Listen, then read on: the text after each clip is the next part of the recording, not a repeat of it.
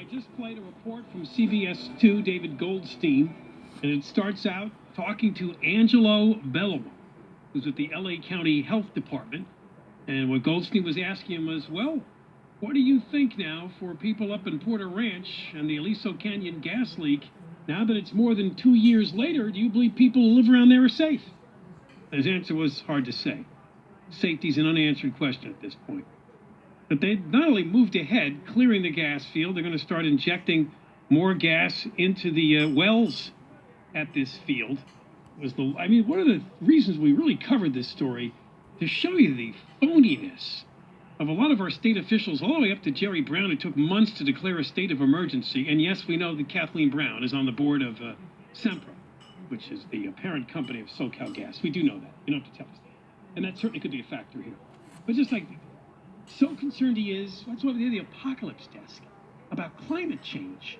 I mean, methane is a contributor to, that's why they're trying to contain the cow farting, because of methane.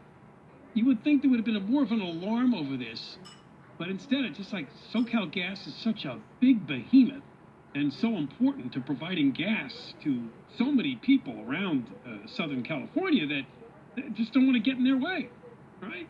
I mean, we're so hung up with regulation, we're so hung up with these progressive crowds in Sacramento are all about environmental issues. This one just seems to have eluded their grasp. Now we're going to talk to Matt Pakucko, president and co-founder of Save Porter Ranch. Been on the show many times before, but we'll update with him on this story. Matt, welcome back. Hey, thanks for having me again. Did you watch this David Goldstein report? I was in that David Goldstein report. Oh, okay. What did you say? I don't remember hearing you. Maybe your name was on the screen, but I didn't have the video. Yeah, I was the one that said, basically, who's yanking the chains to make sure that there's no study done on this health crisis?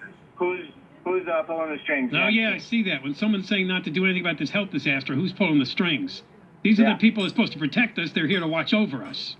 Yeah. So Bellomo is saying that he doesn't know if it's safe, if it's not, he can't reassure. So what are they doing about it then? Why didn't Goldstein ask him that question? What the hell are they doing? They're doing nothing. Yeah, what authority do they have? Do you know? Well, he told us at a meeting about exactly 2 years ago that they do have the authority to shut the place down. And since then, the the supervisors have been looking, especially Catherine Barger said she's looking, and this is now a year later, on how they can use their authority to shut the place down. But they're actually doing nothing. There's a lot of people talking and a whole lot of nothing. And how do people feel these days health-wise up there? It varies. Depends on who you talk to. But as you can tell by that one app that the guy has, when that thing starts spiking, people start reporting illnesses. Now, the producer said she tried to get the reports also, because people can call the LA County Health Department to report this. She went to them to do a Public Records Act request. They said, that'll take 3 or 4 months to get that data.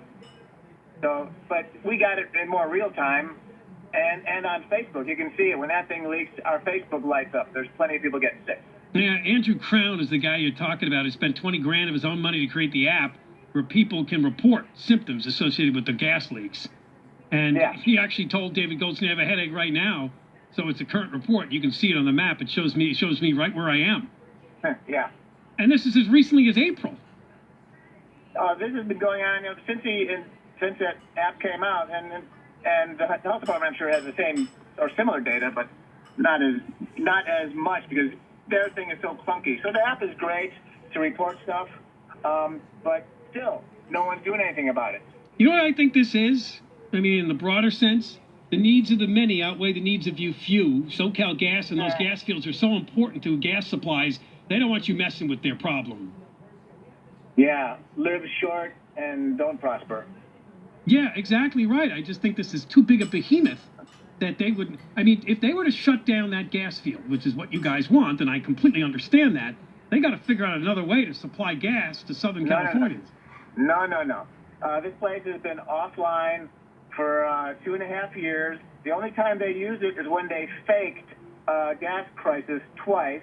They manipulated the supply. This is all public information. They manipulated the supply. They didn't buy enough gas when they knew they needed it so that they could say, we now need Aliso. They've done that twice.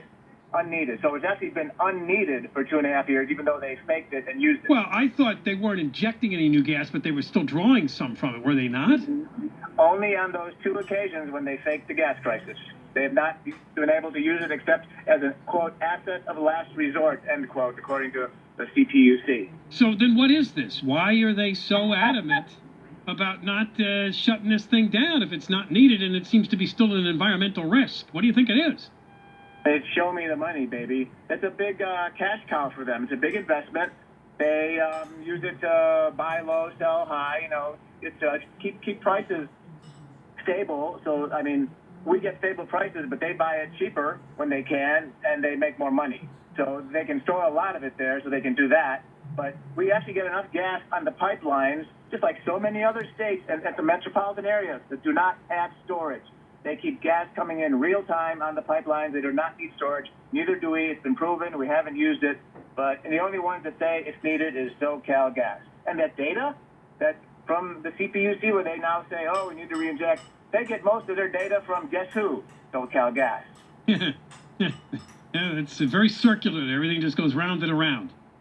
So what options do you guys have then? Well, we're still fighting it. We're looking at taking legal action of our own. And, you know, the CPUC reliability study, feasibility study that's been going on for a year is still ongoing. And that, is, according to legislation, has to look at whether they actually need the place, whether it can be reduced or eliminated. Now, here, check this out about corrupt regulators. That was supposed to be independent third parties looking at that data to see if we need the place. But the administrative law judge said that, oh, well, we can't find anybody qualified to do the math, do the modeling, so we're going to let SoCal Gas do the modeling. They're going to tell us if we need their facility or not. Oh, man.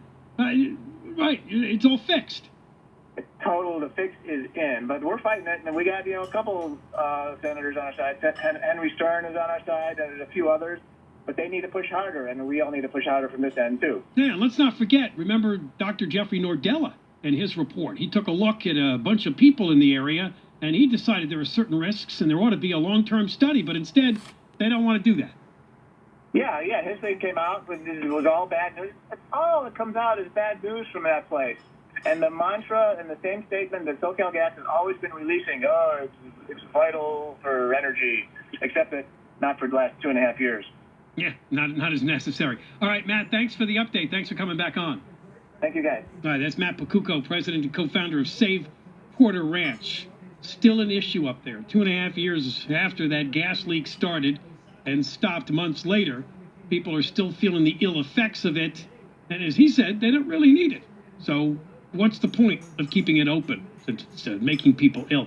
More coming up on the John and Ken Show on KFI. And